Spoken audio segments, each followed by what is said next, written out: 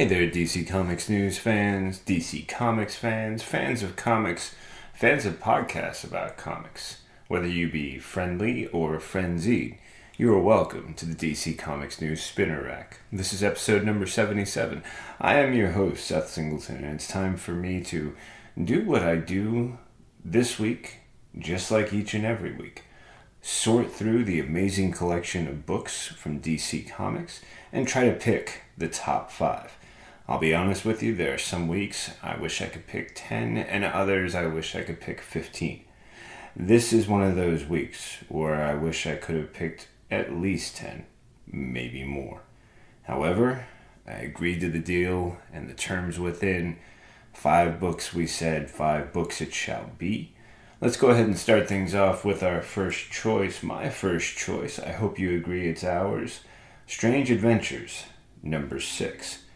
Now, I'm going to be honest, this is one of those books where I know how good it's going to be each and every time it appears.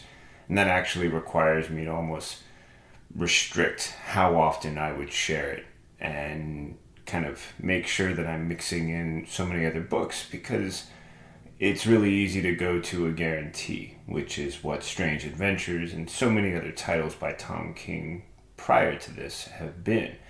But then the challenge is to view them book by book, issue by issue, in comparison to the books that are coming out alongside them each time.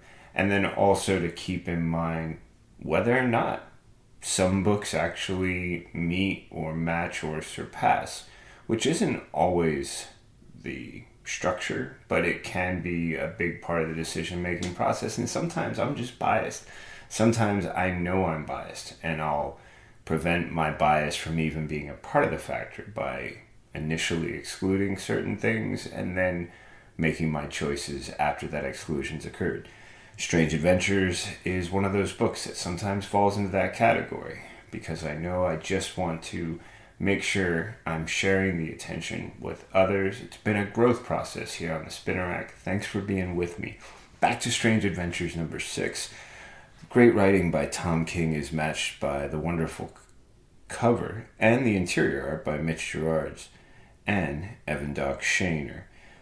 Clayton Cowles on the letters, and we dive into a story. Now, at the end of issue number 5, there was a meeting between Alana and Mr. Terrific, and it's one that had been building, and now that we've arrived there, not only do we have a really nice and intelligent exchange, but another flashback, which has been a part of this series, showing us the present and then also going back in time to the invasion by the Picts on the planet Rad and the different moments that King chooses to go back to and focus on as part of this story.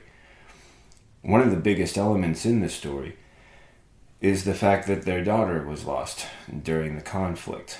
And this is something that Alana and Mr. Terrific sort of talk around until eventually they decide that they're going to confront it. It starts with a walk in the snow and some really interesting perspectives on the public art that you can find in your major cities and their parks.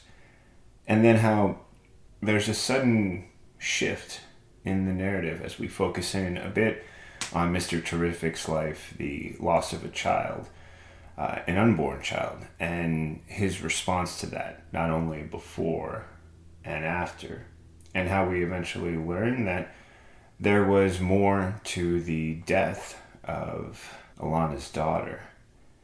And then when it comes to Adam Strange, he was put through a very difficult experience, and the result of it brought him back changed and a different man, which is now raising a lot of speculation about what that difference could mean. It's hard to go too far without spoiling a lot of the great details here that I want to keep an experience for you to enjoy and not something I'm forcing on you. But I will say that through this process, we have some really great dialogue, and there's also a recognition of a factor that could come into play more about the story of the death of Adam and Alana's daughter. And it's the fact that when it came to war, nothing was clear, clean, easy, or noble. And that in the process of that, there really was a recognition that in order to overcome what they were facing, it was going to be difficult, if not almost impossible. And that one of the only ways that it could be dealt with is by doing things that were cruel, inhumane, unfathomable. And yet Alana has a great moment in which she justifies it by saying, we did it all to defeat a horror. And really, there has been too many times when that has been the deciding factor. Allow greater horror to continue or act. It was one of the reasons why the United States got into World War II, depending on who you talk to.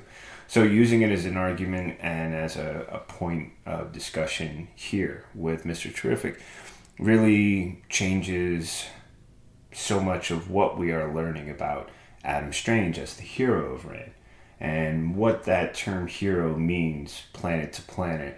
And as this investigation by Mr. Terrific is investigating, the investigation is looking deeper into and investigating what it is exactly that occurred, and if there is any way that Adam Strange did things for which he now needs to be held accountable. Given it was a situation that was a war, and because of the conflicts that come with war, it's not a surprise to me that there would be inhumane things done. It seems to be the byproduct of war. War is not a humane act. And so I'm now curious to see what sort of ambiguity will be sifted through as we enjoy the remaining 6 issues of this Strange Adventures. Now, I decided to go ahead and play a bit with the thematics, because as we move from this great 5 out of 5 book and my first choice, Strange Adventures number 6, we move into another Tom King product, another Tom King maxi series, original take on characters, and glimpse into the past. So my second choice is one that I've been really curious about since its announcement. And I really love the fact that after its announcement, it seemed like such a short period of time for me, from when it was announced to when I got the chance to look at this issue and share it here with you. I'm talking about Rorschach. I'm talking about Rorschach number 1. I hope I'm saying that right too. Maybe it's Rorschach. Maybe it's both ways. Maybe it's a tomato thing.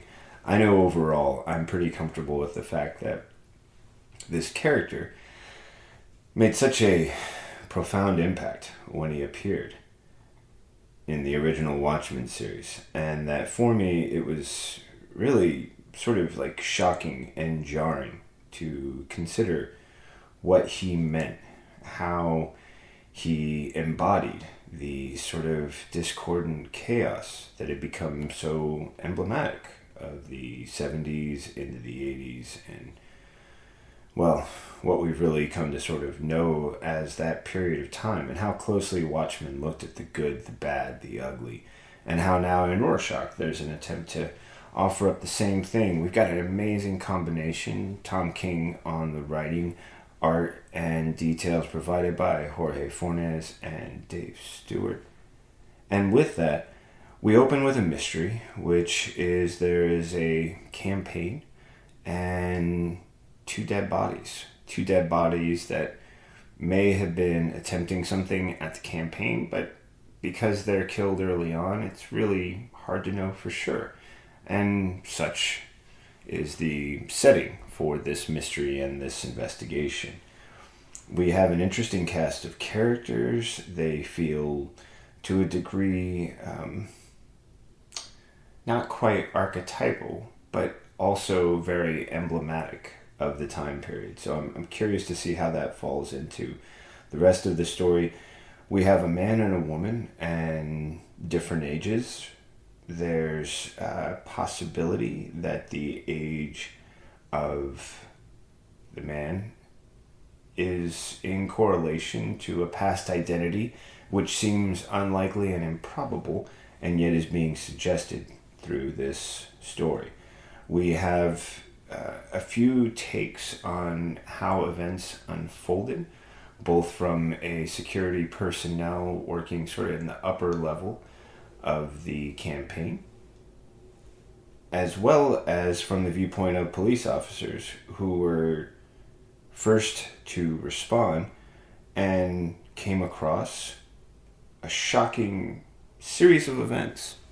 But I think what really catches my attention here is the way that this discovery of a very old form of recording equipment is brought into the equation. And it appears to be a group, I believe at a seance or some sort of spiritual event, to make a connection.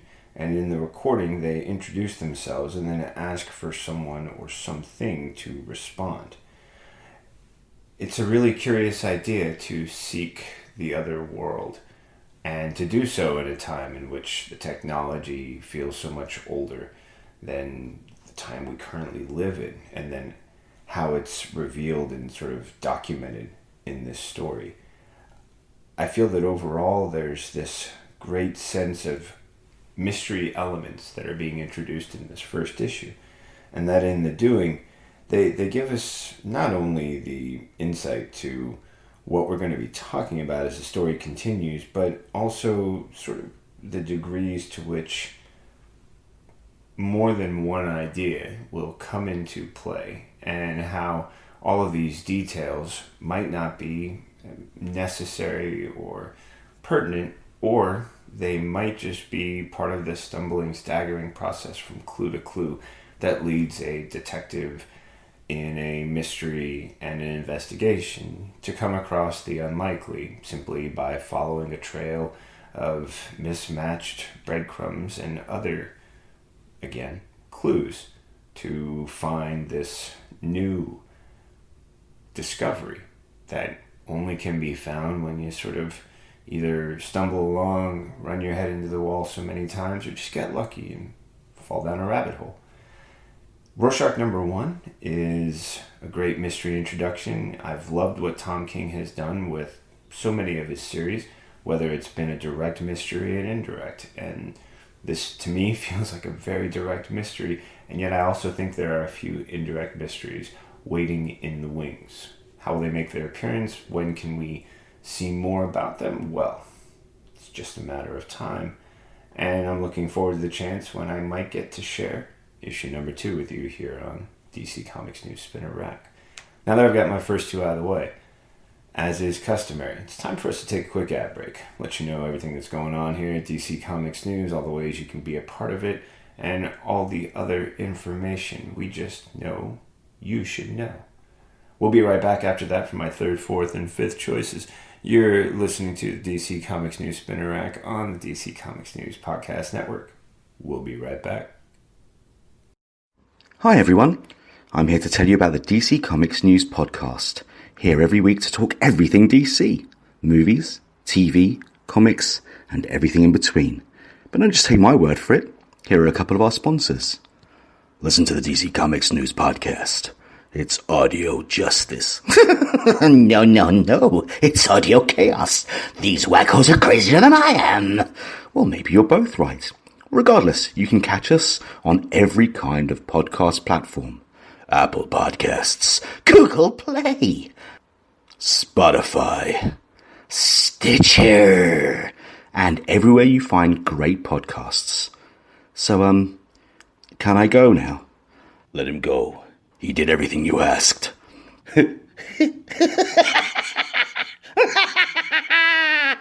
No.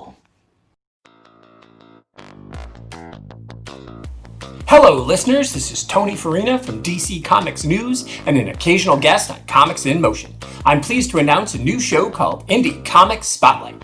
Each week, my guests and I will be taking a deep dive into a current title or a classic graphic novel from a publisher other than the big two. Consider this show the best of the rest. My hope is that we'll bring new readers to independent comics and give old readers a chance to share their thoughts. Join me each week in the Comics in Motion feed in your favorite podcast catcher. First, there was the DC Comics News podcast. Then came the Spinner Rack. And now, the third show brought to you by the guys that brought you all that other stuff I just mentioned. I Am the Night. A story about the stories. A show celebrating Batman, the animated series. Week by week, episode by episode. Just when you thought it was safe to put on a pair of headphones, I am the Night. Why, hello there. I'm Seth Singleton, and I'm here to tell you about Mad Pup, a Harley Quinn cast. 3, 2, 1. Harley Quinn? Harley f***ing Quinn? What have we learned from this crazy show? Making bat shark repellent relevant since 1966. Oh, look, Booger. And we've gone completely off the rails. I hear the bat signal. Shut up and battle me, Nards. I definitely do not that. In need of an adult-sized nemesis. Humans make good fertilizer. You can't with Lois Lane. For f***'s sake. I'm a damn good cop. Lot of lasers. Educational and informative. The DC Comics News Podcast Network presents Mad Love, the Harley Quinn cast. Back to you, Seth. So, tell us your thoughts. We'd love to hear from everyone out there. Or not. That's really up to all of you. F***ers.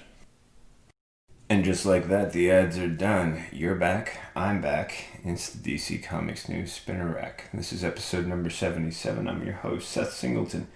We have made our way through the first 2 books. It's time for our third. And this one's a mixed blessing. I love sharing this title because of how great I think this book is and how much fun I had, especially in the final maybe 5 or 6 issues, getting the chance to review it for DC Comics News. But Justice League Odyssey number 25, for all of its great qualities, is the final issue in this Justice League Odyssey series. And while I'm happy to share it with you, I'm also saddened to see it go.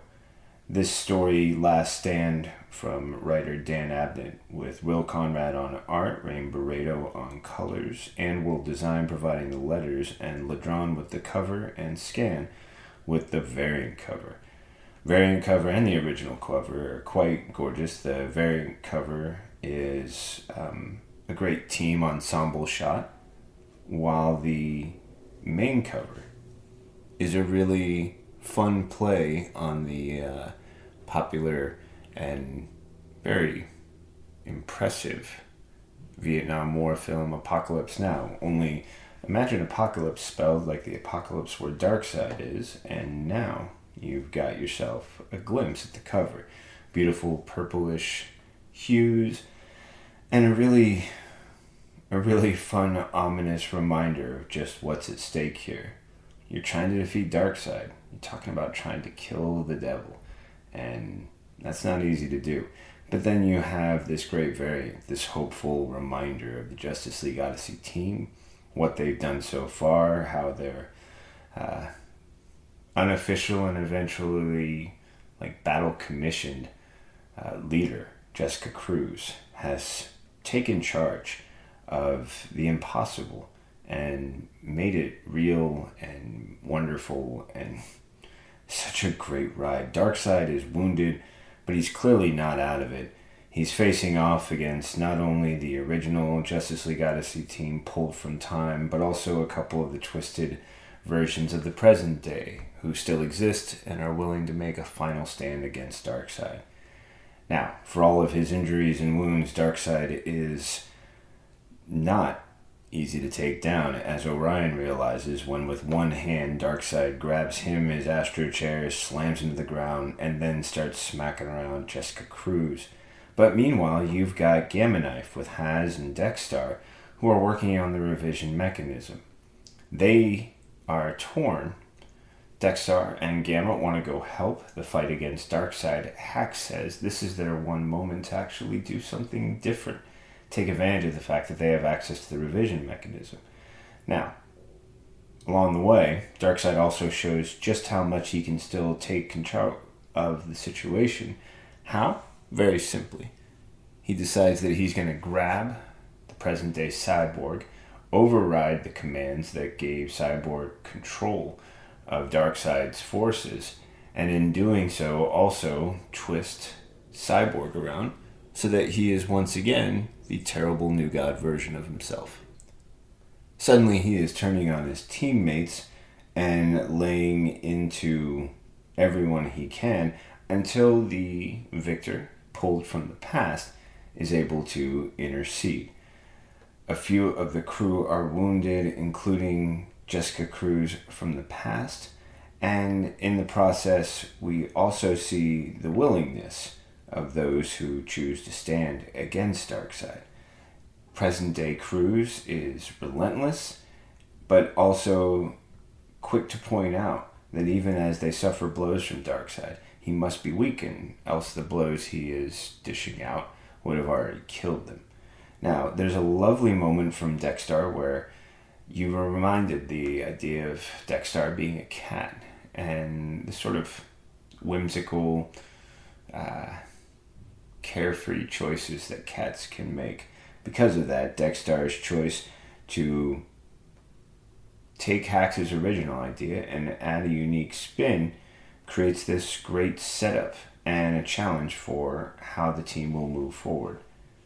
Now we've had the sacrifice and we've had the reasons behind it, which means all that we have left is the question of where the team goes next. Now, I've actually been lucky enough to read on and get a glimpse, and it has to do with death metal. So I love that there's an ending to this series and how it moves into another series, and how because of that, we, the readers, are gifted with a great story, with an ending that I think answers one of the biggest questions I had, which is how will this all come into play with the present day world when so many of the things that were being fought for when the team first set out are no longer part of the fabric. And yet also how, because it ties back into death metal, so much of it actually is. I thought this was a great 5 out of 5 choice. If Justice League Odyssey had to end, this was the great ending I can enjoy and cheer, and I'm happy to share with you as my third choice. Which brings us around to my fourth choice. Now, a great 5 out of 5 pick like Justice League Odyssey, a spacefaring adventure coming to a close, it's really perfect. Go ahead and move into the fourth choice, which is The Green Lantern, Season 2, Issue number 8, in a story called War with the Anti-World. Writer Grant Morrison and artist Liam Sharp team up once again with colors by Steve Oliff, letters by Steve Wands, and an original cover by Liam Sharp and Laura Martin, with a variant cover by Simone Bianchi. Now, this is some great stuff here I really enjoy.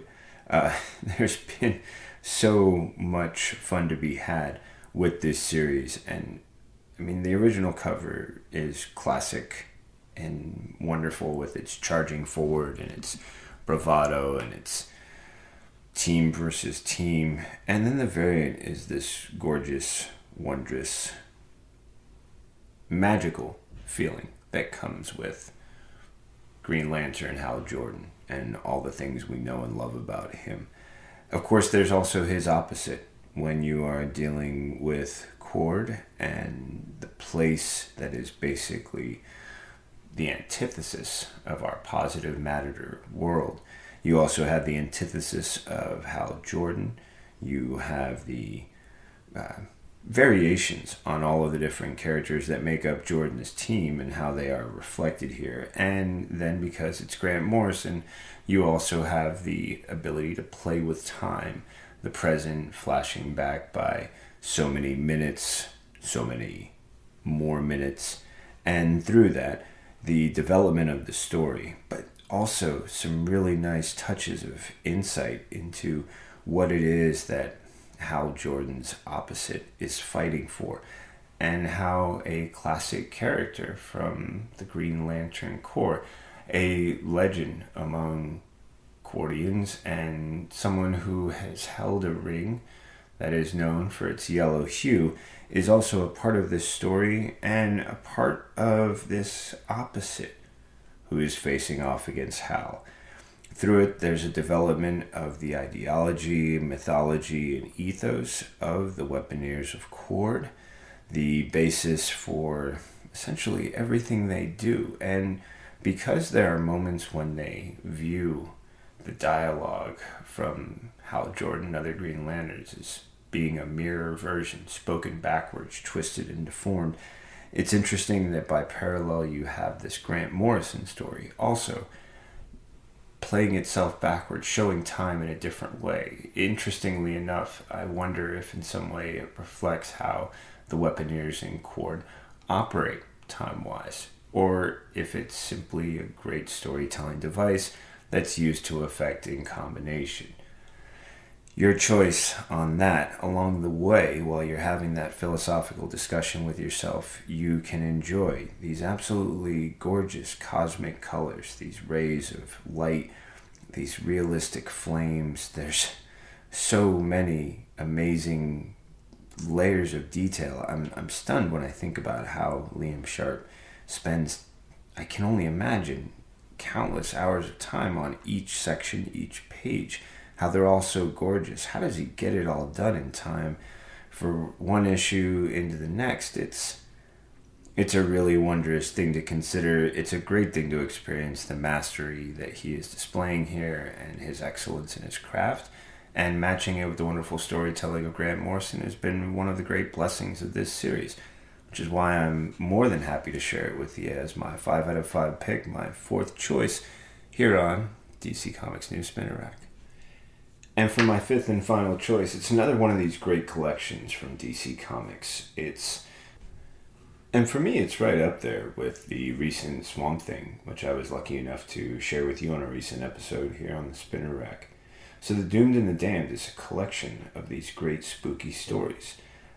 You've got everyone from John Arcudi, Amadeo Turturro, Saladin Ahmed, Alyssa Wong, Brandon Thomas, Kenny Porter, Amanda Dibert, Travis Moore, Marv Wolfman, and Garth Ennis providing the narrative structure and or writing behind these stories, as well as art from Mike Perkins, Max Fumura, Dominic Domo Stanton, Leonardo Manco, Riley Rossmo, my heart goes, Baltimore Rivas, Daniel Samper, Travis Moore, again, Tom Mandrake, and PJ Holden offering up the art.